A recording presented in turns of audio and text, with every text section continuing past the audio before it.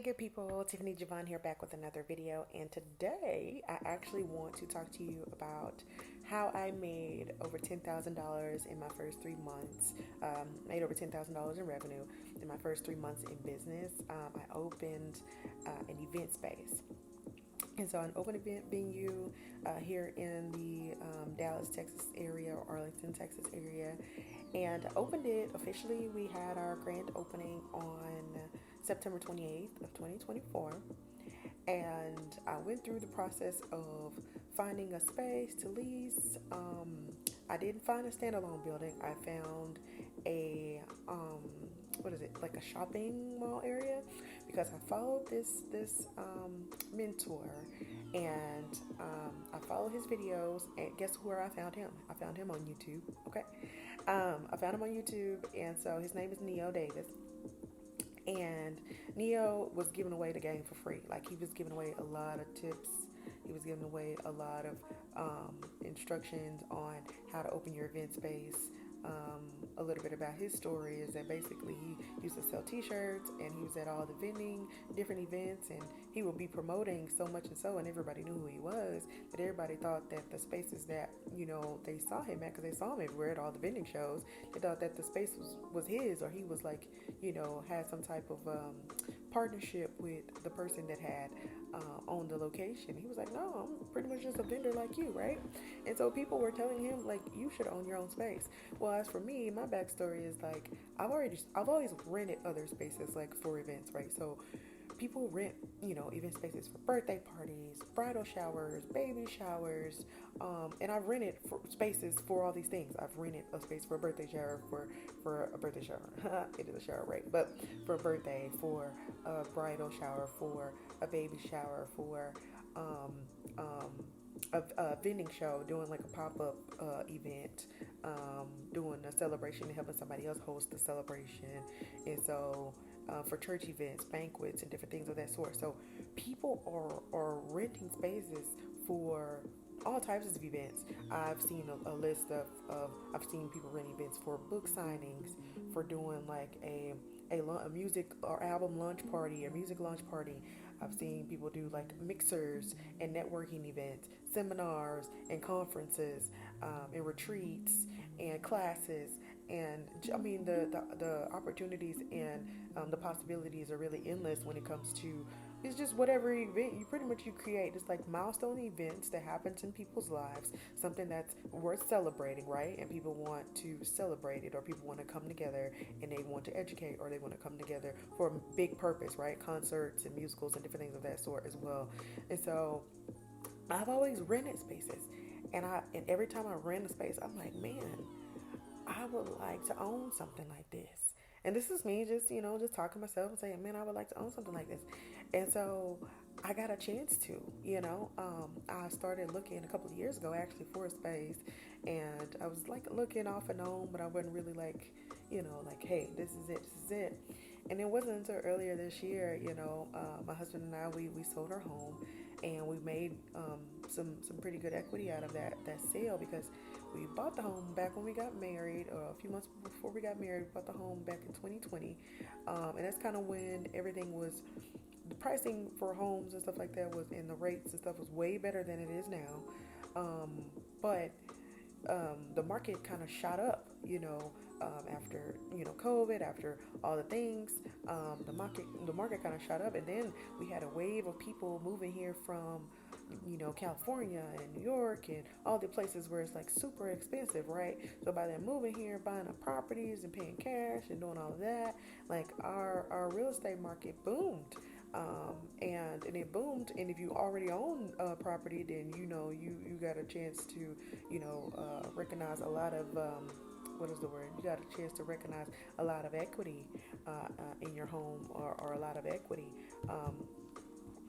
in your properties, because maybe you had a $200,000 home or a $300,000 home, and just in a matter of a couple of years or a few years, within that few year time frame, your house went from being worth $300,000, now it's worth $450,000 or $500,000, and your $200,000 home is now worth $350,000, $400,000. So it was quite a bit of equity that we got a chance to get out of our home. Actually, we got close to almost 100K of equity out of our home. And so my husband was like, babe, this year's your year. Like, you've been talking about wanting to open this event space for the longest of time. And so he was like, now that we have, these funds, yes, we can, pay some stuff down and all that kind of stuff, but you have enough starting capital to get started to open. And there's no reason why 2024 shouldn't be your year that you open. And I was like, you know what, you're right. I'm right when I'm with you, and I'm with you when you're right. Okay, so that's what I told him, and so I was like, you know what, yeah, okay.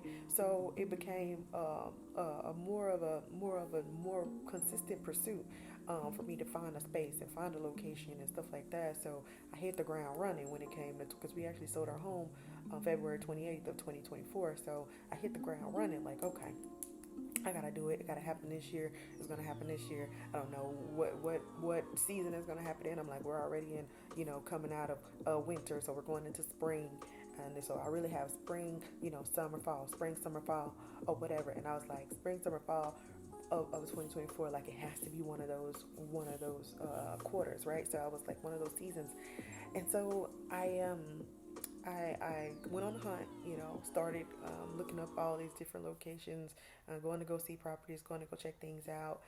And then I came across the location that I have now. I talked to the leasing agent and everything. I put in an application, and that's another thing, because God really blessed.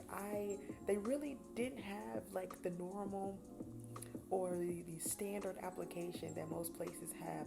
Most places that you fill out an application for a lease space, they want, your name, they want your contact information, they want your last 2 years of W-2s, they want to see where your income is coming from, they want to see some bank statements to see, if you have enough money to get started, and, enough money to pay what you currently have going on, plus add, the additional fees that you're going to be expected to pay on to that.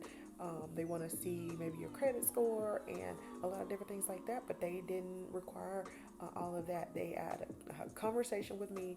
We had a very lengthy conversation. We kind of walked through kind of what I was looking for, kind of what they, was looking for, and if it was a good fit, we was gonna move forward. And so when I went to go see the space, I already knew walking in. I'm like, this is it. Like it wasn't perfect because it used to be like a beauty salon, so I had to do a little bit of reno to it, but I knew it was it, after talking to the leasing agent, after talking with him, and him basically saying, like, we basically would agree on some terms in the contract. I will draw up the contract, you review it, then, we'll go from there. And so I was like, okay, so I don't have to, like, fill out an application, like, to get approved. And he was like, no, we don't have the standard approval. Like, they literally been in business over 40 years. So he's like, we've been here over 40 years. We've been managing this property and several other properties across the Metroplex. We don't really have a lengthy application process, but we do like to, talk to the potential tenant, and we do like to talk to them, kind of get an idea of what their business plans are, what their business goal is. And then go from there, and we can work out kind of what they're comfortable with paying, and kind of what we're expecting on trying to charge. If there needs to be a negotiation between dollars and cents, then we'll do that. And then we'll talk about if you have to put any type of work into it, then we'll talk about kind of instead of giving you money for the work, we'll actually give you the free rent up front. So because I had to put work into it, I was able to negotiate. I got like 5 months worth of free rent on the lease, which was a blessing, because it only took me once I found everything, got everything solidified. Mind you now, home sold in February 28th. And I got the contract in July. So a few months from that, I got the contract in July and got lawyer to review it, and it was we signed on the dotted line. Everything was signed off of in July, and so that's how fast it went. And what I use basically to promote my business is I used Event Active. So there's a couple of sites like Event Active and Party Slate and different party sites where people go on just to look for different venues and different things like that for events that they have coming up. So I pretty much use that, and I use Google Ads I did do a little bit of Yelp because Yelp has changed a little bit because it used to be just only reviewing what was I'm trying to say, only reviewing restaurants, but now Yelp does, reviews on all types of businesses. So it's all. So I did a little bit of Yelp ads, but those were really low quality because I really didn't get a chance to. I mean, it was people that were requesting information, but I never really got a chance to talk to anybody. So I was like, might not be the best, use of my marketing funds. So um, was able to reno the place. It only took a month for reno, or whatever the case may be, or it took about a month, almost 2 months for reno, between reno and permitting. So permitting, yeah, that could take a little bit of time because going through the city, you have to get all your building code permits in place. And from the top to the bottom, they're going to talk about, everything that's applicable to you. If you're changing electrical or plumbing, um, they're going to speak to all of that. They're going to speak to the building structure. They're going to speak to the fire code. They're going to speak to you get a permit for your occupancy and how many people you can have in there, and all of those things. So once all that is done, that took from the time that I signed the contract to the time that I was able to open my doors, which we did the grand opening on September 28th. Of course, I'm letting all my family and friends know that I keep looking over here because my son is on the monitor. Anyway, so I keep letting I let my family and friends know that we were opening, had a successful opening. The town came out, the town mayor, some town.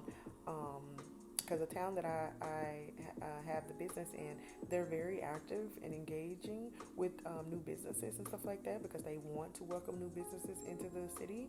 So they came out to help support. They did the ribbon cutting. They said a few words of encouragement, and so it was wonderful. Had a nice turnout, nice support from my family and friends, and some of the city folks and other local businesses that's kind of in my same shopping area came over, popped in to say, welcome to the area and congratulations to opening and all that kind of stuff. So it was great. Um, and so started, promoting my business through word of mouth first, and then Eventective, then a few other things that I've tried. And y'all, I'm telling you, the people started reaching out. And in my first 3 months, like I'm so excited because I'm like, this is the first time that I've had like a brick and mortar business. Like I've done other little things before. Like I've done, I was in financial services. I did, insurance sales, and I was selling mutual funds and different things of that sort. And then I've sold, I've been in tax service before. Been a tax agent where I've done people's taxes, different things like that. And then there's other, of course, businesses that I've done. I've done, weight loss businesses. I've done different supplement businesses and different things like that. And so I've done business, but primarily it's been, digital, not ever having a brick and mortar, not ever having a location. Now, granted, I did business out of my home, so it was digital, but having a location that you literally have to go into a contract, in order to get it off the ground, in order to get a location, in order to put up a sign and do all these things. So, man, but yeah, I people start coming in. I do my tours. What's one thing that Neil talked about is that you need to do open house tours. You need to have like a set standard day and time that you're up at your space, so that way people can pop in when they can, when it's convenient for them. And so I chose Thursday evenings, between 6 and 8, because it's in the evening. It's usually when people are after work. It's not during, it's not a high traffic time as far as, somebody would be booking a Thursday primarily. Not, they will, but not, like a weekend day. I wouldn't want my open house to be on a weekend day because I will be, kind of probably stepping on the toes of a party or a rental, or a booking that's already been solidified. So yeah, the people just start coming in. I started having my open houses every Thursday, 6 to 8. Then people that couldn't make the open houses, I would try to have one-on-one tours with them. We'll schedule some time during the week or on the weekend that work for both parties, and go in and show them the spaces. And yeah, I'm so proud of myself. I'm so proud, because I feel like there's I don't know. I feel like I feel like I have this overwhelmed sensation of fulfillment. You know, it's like, man, I started something, and in just 3 short months, I'm already um, seeing profit from it. You know what I mean? And what's crazy is I started seeing profit day one, and it also helps with negotiating your contract. So you got that those free months worth of rent in there. So I'm literally making money before I even had to start paying rent. Now I have to pay utilities because listen, utilities, the minute that them suckers get turned on, you gotta start paying, okay? Or they start accruing that electrical, that plumbing, that Wi-Fi, all that kind of stuff. Yeah, that gas, yeah, you gotta, yeah.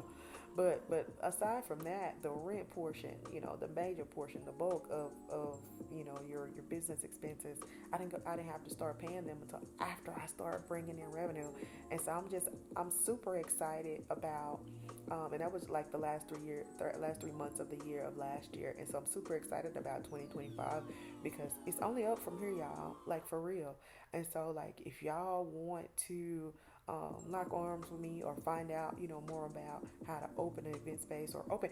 But see, the thing is, with me going and leasing a building, I didn't necessarily, it's not necessarily, what am I trying to say? It's not just an event space. You can go lease a space for whatever business that you need to open. If you need a brick and mortar, if you want to open a boutique, if you want to open a hair and nail salon, if you want to open a barber shop, if you want to open. Now, with some of those things, you might have to have some certifications, some credentialing, and some licenses, but you can open them. Like a little boutique, you can open that.